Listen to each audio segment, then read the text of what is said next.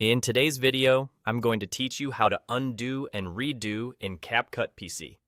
If you've ever deleted the wrong clip or trimmed a section by accident, don't worry. CapCut makes it incredibly quick to fix those slip-ups, so you can keep editing with confidence. The absolute fastest way to reverse a mistake is with your keyboard. Simply press Ctrl+Z. The moment you hit it, CapCut rolls back your very last action and puts everything right back where it was. Make sure the CapCut window is active so the shortcut registers. You'll see the change immediately on your timeline.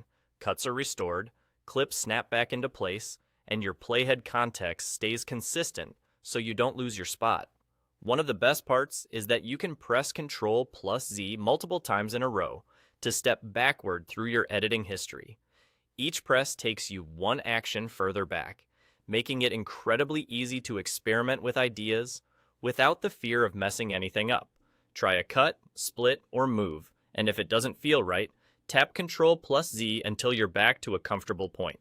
If you prefer using your mouse, look to the small shortcut toolbar directly above your timeline tracks on the left side. You'll see two curved arrows. Click the left curved arrow to undo your work, just like the keyboard shortcut. If you change your mind and want that edit back, click the right curved arrow next to it to redo. Redo steps you forward through the actions you just undid, one click at a time, so you can restore the exact change you reversed without redoing it manually. A quick tip: undo and redo are especially helpful when you're making rapid adjustments. Try a few fast edits, then use Ctrl+Z to back up step by step and compare versions. And if you've gone one step too far, the right curved arrow brings that last edit right back. This workflow keeps your timeline tidy and your momentum steady, so you're never stuck rebuilding edits from scratch.